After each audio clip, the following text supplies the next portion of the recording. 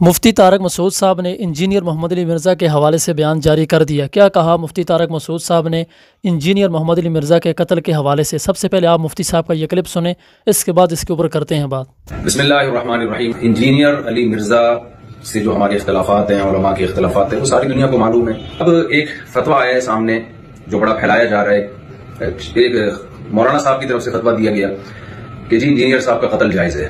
میں اس اپنی دینی ذمہ داری سمجھتا ہوں کہ ہم اس فتوے سے بالکل متفق نہیں ہیں، اور جتنی بھی میری بڑے علماء سے بات ہوئی ہے، جہاں تک میری رسائی تھی، جن سے میری بات چیت ہوئی ہے، وہ کوئی بھی اس فتوے سے متفق نہیں ہے۔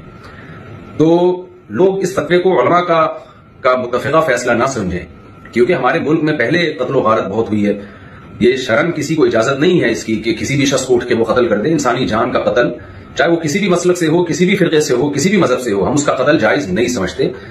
پاکستان میں قانون بنا ہوا ہے کہ کوئی بھی صحابہ کرام کی بے ادبی کرتا ہے یا گستاخی کرتا ہے تو قانون بنا ہوا ہے۔ تو یہ سپریم کورٹ کا کام ہے، ہائی کورٹ کا کام ہے، جج کا کام ہے کہ وہ یہ فیصلہ کرے کہ کون گستاخ ہے اور کون گستاخ نہیں ہے، اور اس بیس پہ جو بھی پاکستان کا لا ہے، قانون ہے، وہ نافذ ہونا چاہیے۔